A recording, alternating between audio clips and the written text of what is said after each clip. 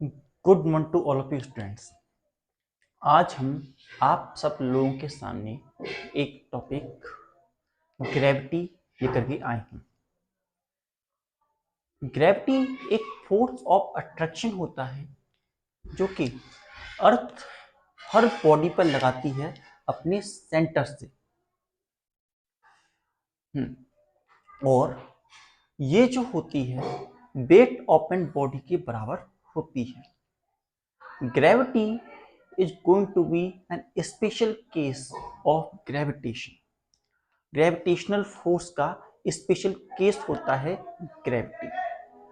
जो gravitational force होता है वो दो बॉडीज के बीच में होता है। जिन दो बॉडीज के बीच में कुछ मास होता है, उन दो बॉडीज के बीच में जो फोर्स लगती है उसे हम ग्रेविटेशनल फोर्स कहते हैं। वहीं ग्रेविटी के बारे में हम जब कहते हैं तो वो फोर्स जो कि अर्थ लगाती है दूसरे ऑब्जेक्ट्स पर उसे हम ग्रेविटी कहते हैं।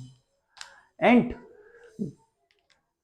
ग्रेविटी और ग्रेविटेशनल फोर्स में कुछ डिफरेंस भी होते हैं जिन्हें हम थ्रू आउट दिस जर्नी समझेंगे। साथ ही साथ हम ये भी जानेंगे कि किस प्रकार से जो हमारी ग्रेविटी की वजह से एक्सलरेशन आता है बॉडी के अंदर, that is acceleration due to gravity, वो किस प्रकार से वेरी करता है बाई चेंजिंग हाइट, डेप्थ और latitude and rotation, revolution and also because of shape of the earth. इन सब बातों को हम सीखेंगे।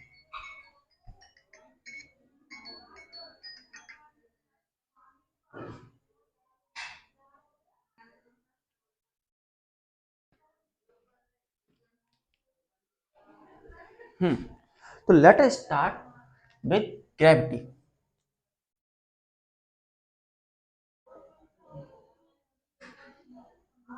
Late start with gravity.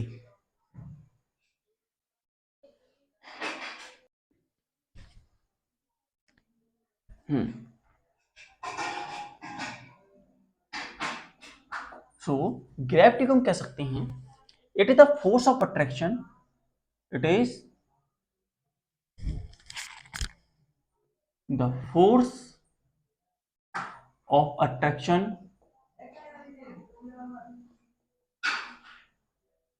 with which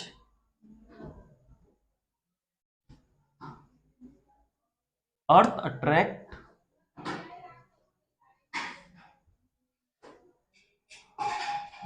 all objects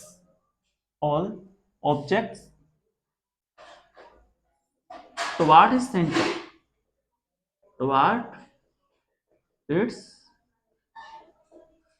centre, अपने सेंटर की तरफ जिस फोर्स से अर्थ किसी बॉडी को अट्रैक्ट करती है वो उसे हम ग्रेविटी कहते हैं और ग्रेविटी ऑफ अर्थ कहते हैं। ग्रेविटी को हम कह सकते हैं it is going to be an special case of gravitational force. हाँ, it is the special case of gravitational force।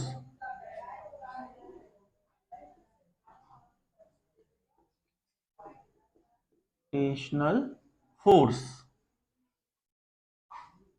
And यहां पर जो ग्रेविटी होती है किसी बॉडी के अंदर वो बराबर होती है वेट ऑफ एन ऑब्जेक्ट के। Gravity of an body is equal to weight of an body. जो एक बॉडी का वेट है उसके बराबर हमारी ग्रेविटेशनल फोर्स होती है। सो लिख देते हैं gravity is equal to weight of a body. जो हमारी बॉडी होती है उसके वेट के बराबर हमारी ग्रेविटी की फोर्स होती है। Note down.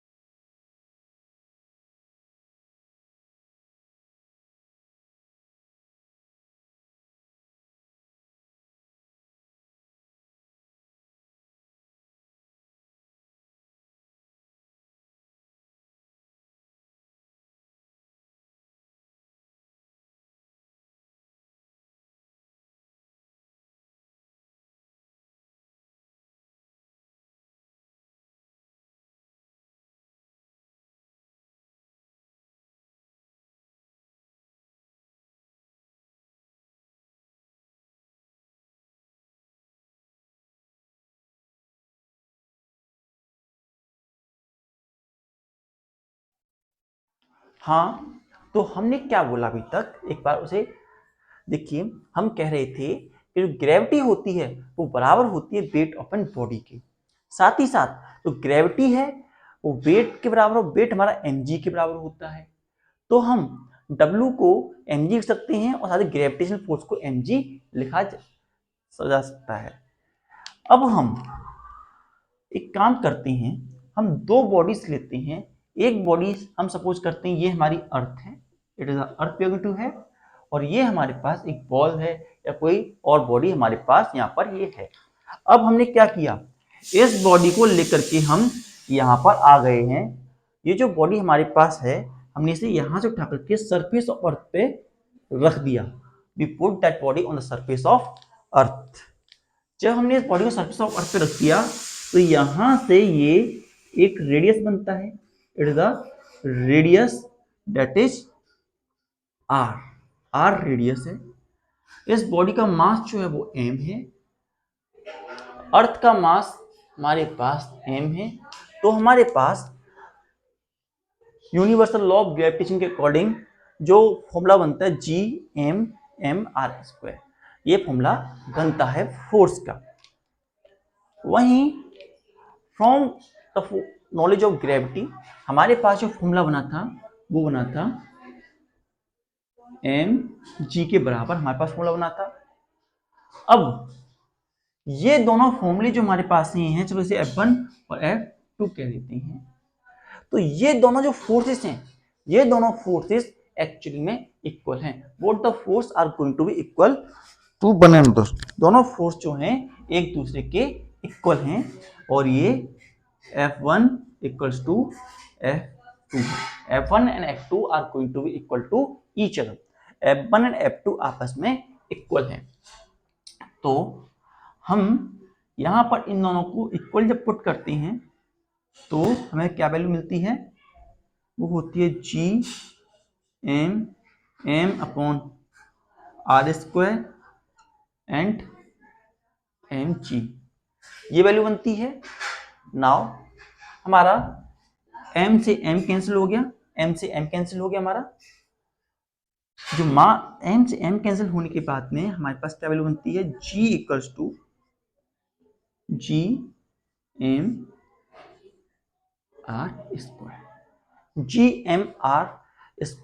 हमारे पास फॉर्मूला बनता है एक्सेलरेशन ड्यू टू ग्रेविटी का।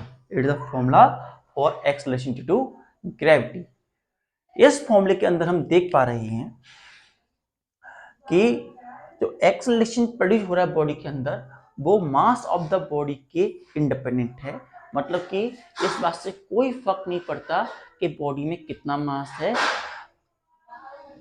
अगर बॉडी का जो मास है अगर हम उसे ड्रॉप डाउन करते हैं तो उसमें सेम एक्सेलरेशन पैदा होगा। अगर दो बॉडी हैं डिफरेंट मास की, अगर उन्हें हम डाउन ला रहे हैं, जमीन पर ला रहे हैं, तो दोनों में ही जो एक्सेलरेशन पैदा होगा वो सेम होगा। एक्सेलरेशन में कोई डिफरेंस हमें देखने को नहीं मिलेगा। तो इन्फ्लुएंस जो कर सकता है इसे, वो रेडियस ऑफ अर्थ कर सकता है, मास ऑफ अर्थ कर सकता है, and acceleration due to gravitational constant कर सकता है। जिसके अंदर हमारा मास ऑफ अर्थ कांस्टेंट है, एक्सेलरेशन तो ग्रेविटेशनल कांस्टेंट वो भी कांस्टेंट है। तो हमारी जी की वैल्यू जो है, जी की वैल्यू इनवर्सली प्रोपोर्शनल रहेगी r² से। जी की वैल्यू इनवर्सली प्रोपोर्शनल रहती है r² से। रेडियस बढ़ेगा और जितना बड़ा रेडियस होगा उतनी ही कम वैल्यू जी की हमें मिलेगी, और जितना छोटा रेडियस होगा उतनी ज्यादा जी की वैल्यू हमें ऑब्टेन होगी। तो इस तरीके से हम अलग अलग पॉइंट पर जी की वैल्यू फाइंड आउट कर सकते हैं। जैसे हमारी अर्थ, जैसा कि हम लोग जानते हैं, हमारी अर्थ जो है परफेक्टली स्पेरिकल नहीं होती है। मोस्ट ऑफ द केस जब क्वेश्चन सॉल्व करते हैं तो हम उसे स्पेरिकल मान लेते हैं, लेकिन इन एक्चुअल हमारी अर्थ परफेक्टली स्पेरिकल नहीं होती। सो हमारी अर्थ जो होती है उसका शेप कुछ इस प्रकार का होता है। हमारी अर्थ का शेप थोड़ा सा हमें पसंद आ गया, लेकिन हमारी अर्थ कुछ इस प्रकार से होती है। It is quite Oval type, it quite more Oval but हाँ। तो यहां से ये हमारा इक्वेटर है, ये हमारा पोल है। It is the equator and it is the pole we are going to be है, और ये हमारे अर्थ का सेंटर है। इसके अंदर जो हमारा इक्वेटर है, हम यहाँ पर देख पा रहे हैं जो रेडियस है हमारा वो मैक्सिमम है। At pole radius is going to be maximum, वहीं एट इक्वेटर जो रेडियस है वो हमारा मैक्सिमम है, रेडियस हमारा मैक्सिमम है, बड़ा है। वहीं जो हमारा रेडियस है पोल्स पे वो आर मिनिमम है, आर मिनिमम। रेडियस मिनिमम है पोल्स पे और मैक्सिमम है इक्वेटर पे।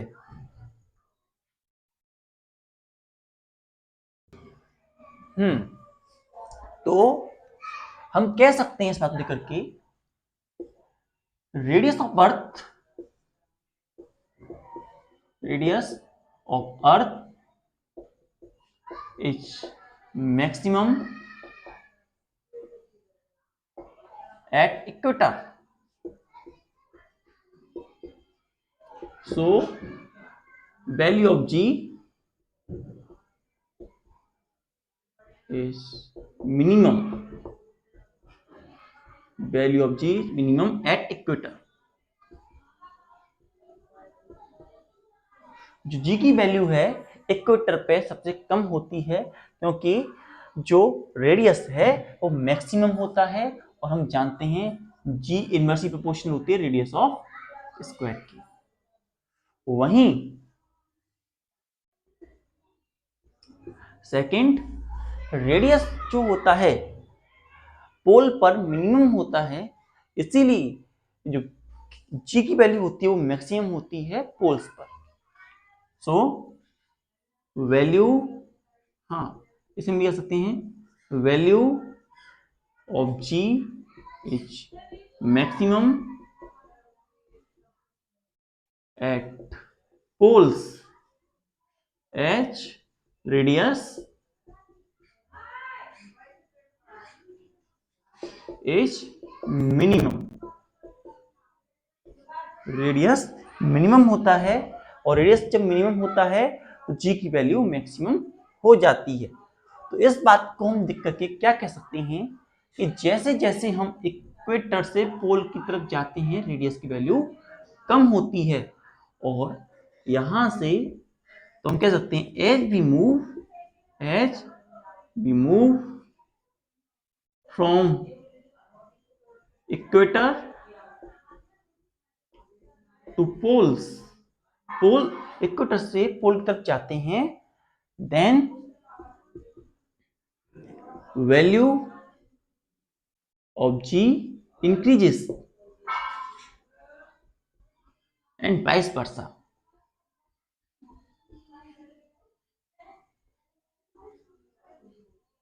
मीन टू से जैसे अगर हम इक्वेटर से पोल की तरफ जाएंगे तो हमारी G की वैल्यू बढ़ेगी क्योंकि रेडियस कम होता है। वहीं अगर हम पोल से इक्वेटर की तरफ आते हैं तो G डिक्रीज हो जाएगी क्योंकि रेडियस बढ़ रहा है। तो इस प्रकार से हमारे पास वेरिएशन निकल करके आता है रेडियस ऑफ अर्थ के बेसिस पर। तो ये एक प्रकार का वेरिएशन था हमारे पास, जो कि हमारा आता है रेडियस ऑफ अर्थ की वजह से या शेप ऑफ अर्थ की वजह से। फर्स्ट जो वेरिएशन हमने दिया, वेरिएशन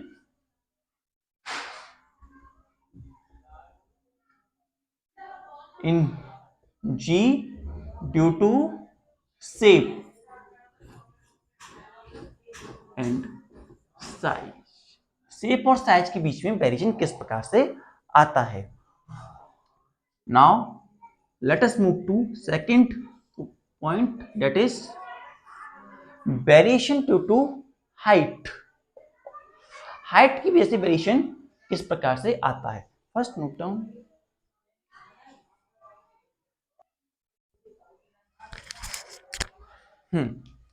तो हाइट को समझने के लिए हम कह सकते हैं हाइट है एल्टीट्यूड, तो हम कह सकते हैं वेरिएशन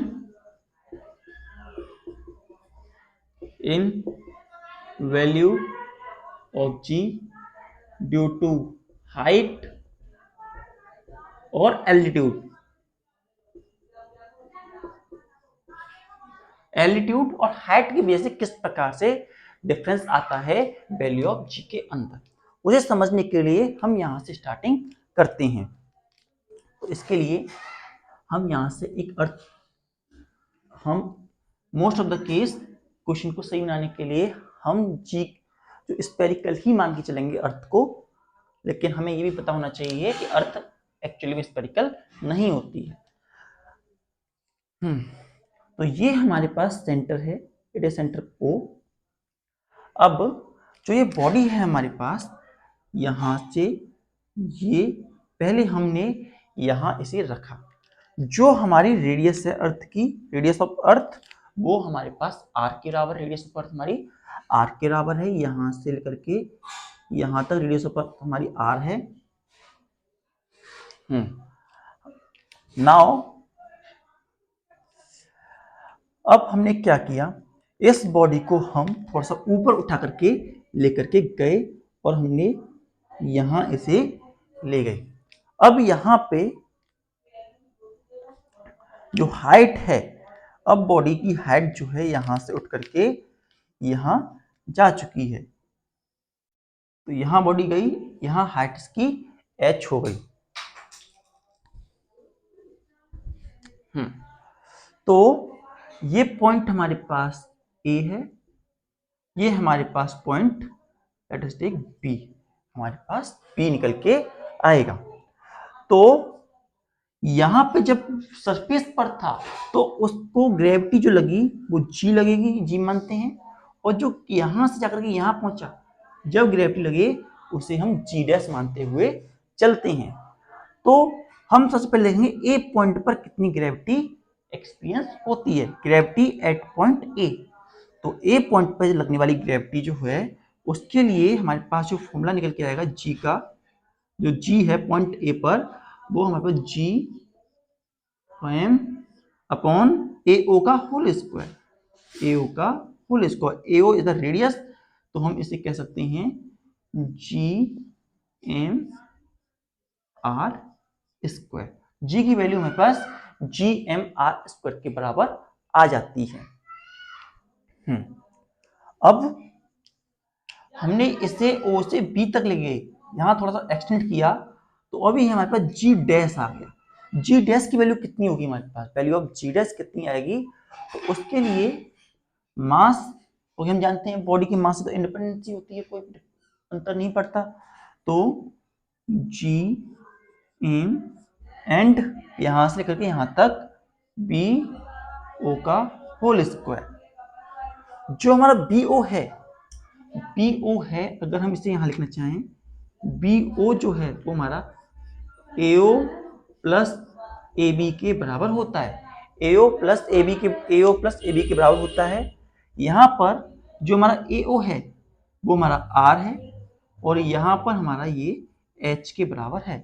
तो अगर हम कहें कि बी ओ जो है हमारे पास, बी ओ जो है आर प्लस एच के बराबर है, तो जी डैश की वैल्यू हमारे पास जो आ जाएगी G M and are plus H का होल स्क्वायर के बराबर वैल्यू हमारे पास आ जाएगी। तो ये दो वैल्यू हमारे पास निकल करके आती हैं आगे। इसके बाद नाउ अब हम नेक्स्ट स्टेप लेंगे यहाँ पे कि अब जो जी है जी डैश का रेशियो हम निकालेंगे। So how we find the ratio, let us see. तो ये हम पहले जी डैश यहाँ रखेंगे और जी की वैल्यू हम यहाँ रखेंगे। तो ये हमारे पास किस प्रकार से आएगा, जी हमारे पास कुछ वैल्यू इस प्रकार से आएंगी, G M and are plus H का होल स्क्वायर इंटू, यहाँ पे इसका अपोजिट हो जाएगा ट्विस्ट हो जाता है, आर स्क्वायर हो जाएगा। यहाँ ये बनेगा हमारे पास जी एम के बराबर, ये हमें वैल्यू मिलेगी। यहाँ पर हम जी एम से जी एम कैंसिल कर देंगे, तो हमारे पास जी एम से जी एम कैंसिल करने के बाद में क्या बनता है, अब हम यहाँ पर इसे लिखेंगे। यहाँ से g dash upon g and it become equals to r square upon r plus H का होल स्क्वायर। ये वैल्यू हमारे पास निकल करके आएगी। अब हम इसमें से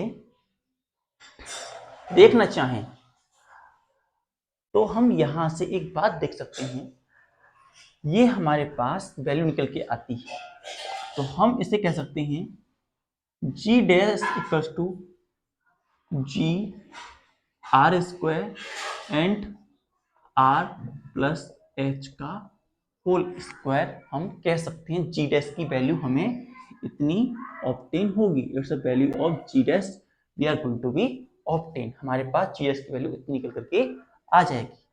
अगर हम जो ये हाइट और रेडियस होता है अर्थ उसके बराबर इसकी हाइट कर दें, मतलब कि अगर आर और एच दोनों बराबर हो जाएं, तो ऐसी कंडीशन में जी डैश की वैल्यू कितनी हो जाएगी, अब हम जरा ये देख लेते हैं।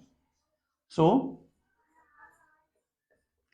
G dash equals to g r square and are plus r का होल स्क्वायर।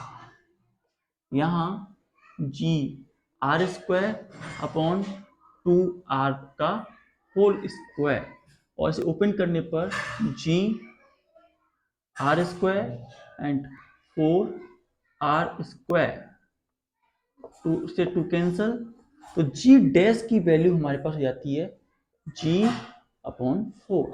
तो हमारी जो जी की वैल्यू है वो 4 टाइम कम हो जाती है, 1/4 हो जाती है, जो कि सरफेस पर थी अगर हमारी रेडियस डबल हो जाए। एक पॉइंट हमारे पास ये निकल के आता है। सो हम इसे यहां लिख देते हैं g dash equals to g upon 4। ये हमारे पास निकल के आया। इसके बाद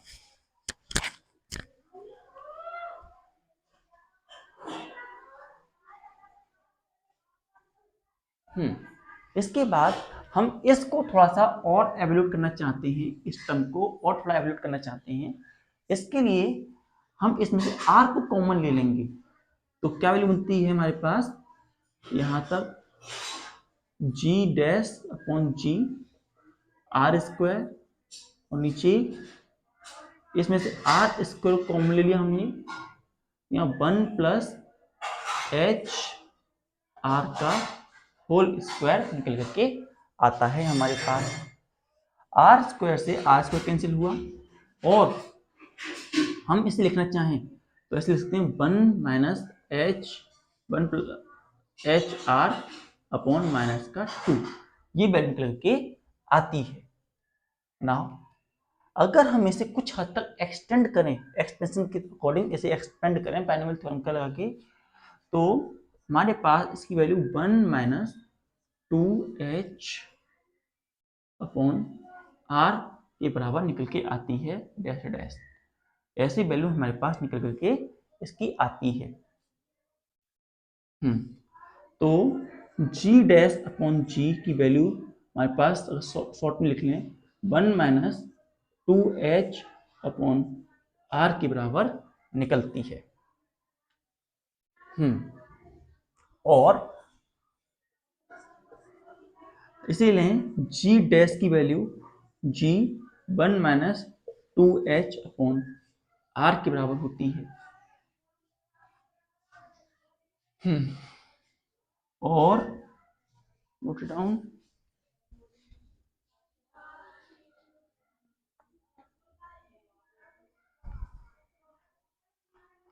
तो ये हमारे पास g की एक्चुअल में वैल्यू निकल के आती है, हाइट और रेडियस के रेस्पेक्ट में g की value.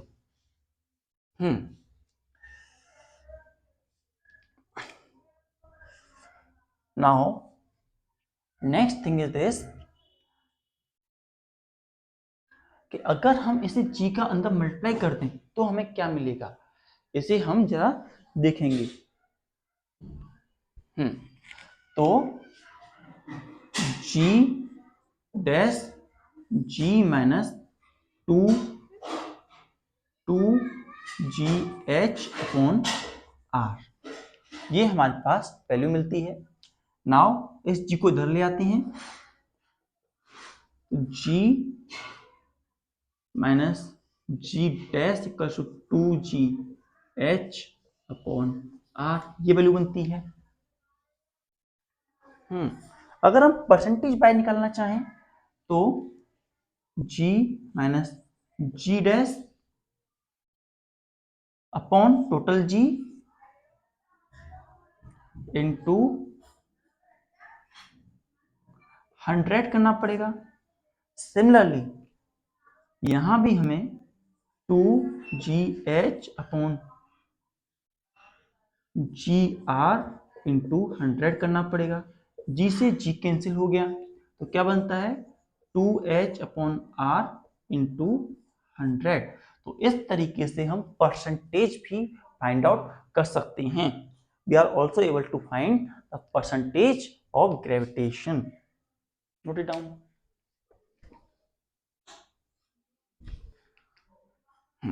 That is the decrease in value of g. Decrease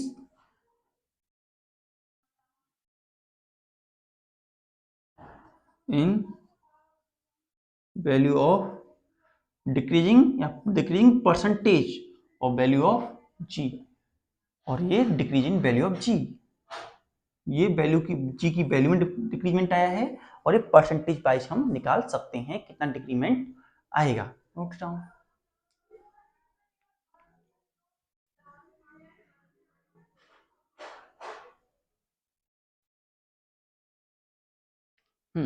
तो एक बार हम रिवाइज कर लेते हैं आज हमने क्या जाना। आज हमने सीखा ग्रेविटी के बारे में। ग्रेविटी एक फोर्स ऑफ अट्रैक्शन होती है जो कि अर्थ के सेंटर से लगती है और उसकी मदद से हर ऑब्जेक्ट मतलब कि अर्थ हर ऑब्जेक्ट को अपनी तरफ अट्रैक्ट करती है। ये ग्रेविटेशन फोर्स का स्पेशल केस होता है। ग्रेविटी जो होती है वेट ऑफ बॉडी के बराबर होती है, that is equal to mg। और जब बॉडी को अर्थ अट्रैक्ट करती है तो एक एक्सेलरेशन पैदा होता है, उसे हम एक्सेलरेशन ड्यू टू ग्रेविटी कहते हैं।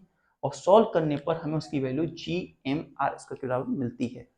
जो g की वैल्यू है वो इनवर्सली प्रोपोर्शनल होती है स्क्वायर के डिस्टेंस ऑफ स्क्वायर के। साथ ही साथ हमने जैसा बताया ये मास से इंडिपेंडेंट होता है, इसीलिए चाहे हम एक स्टोन को थ्रो करें, stone and feather, stone and feather दोनों ही अगर वैक्यूम में हैं तो सेम टाइम पे सरफेस को टच करेंगे, both touch the surface same time, because जो ग्रेविटेशनल फोर्स होती है वो इंडिपेंडेंट होती है। ग्रेविटेशनल एक्सेलरेशन जो है इंडिपेंडेंट होता है मास के। साथ ही साथ जो हमारा एक्सेलरेशन टू ग्रेविटी है, जी वैल्यू ऑफ जी है, वो वेरी करता है, हर पॉइंट पर सेम नहीं होता। वो पहली कंडीशन है शेप और साइज पर। शेप और साइज जैसे कि हमारी अर्थ जो होती है परफेक्टली स्फेरिकल नहीं होती, उसका शेप अलग अलग पोजीशन पे अलग अलग होता है। तो इक्वेटर पे रेडियस मैक्सिमम होता है तो हमारी वैल्यू ऑफ जी मिनिमम होती है। अपोजिटली पोल पे रेडियस छोटा होता है तो ग्रेविटी ज्यादा होती है, और हम पोल इक्वेटर से पोल तक जाते हैं तो ग्रेविटी बढ़ती है, और पोल से इक्वेटर तक आते हैं तो वो कम होती है। हाँ, साथ ही साथ हमने जाना हाइट की वजह से किस प्रकार से वेरिएशन निकल के आते हैं, और हाइट की वजह से वेरिएशन निकलने के लिए हमने ये सारे कुछ फॉर्मूलेस ड्राइव किए। सो इसमें हमने क्या किया, यहाँ पर हमने पहली कंडीशन ली सरफेस पे कितनी थी और फिर जितना ऊपर लिखी उस पर हमारी कितनी थी, जी हमारी इतनी निकली जो कि सरफेस पे थी, जी डैश हमारी जहाँ पे हमने रखा है बॉडी को बी पॉइंट पर। फिर उन दोनों का रेशियो हमने निकाला, तो रेशियो निकालने के बाद में हमारे पास ये वैल्यू आई, और जब हमने जी को इधर पहुंचा दिया तो जी डैश जो हमारे पास चेंज उस पॉइंट पर जितनी ग्रेविटी है वो यहाँ निकली। साथ ही साथ जब हम आर और एच को बराबर कर देते हैं तो मतलब कि जितना रेडियस है अर्थ का उतनी दूर बॉडी को ले जाते हैं तो 1/4 टाइम डिक्रीज हो जाती है हमारी ग्रेविटी जो कि सरफेस पर थी। साथ ही साथ हमने यहाँ पे जी डैश को लेकर के एक फॉर्मूला इस तरीके से भी निकाला, ये वैल्यू है। साथ ही decrease in value of g and decreasing percentage of value of g किस प्रकार से हम निकालेंगे ये भी हमने देखा। Note down.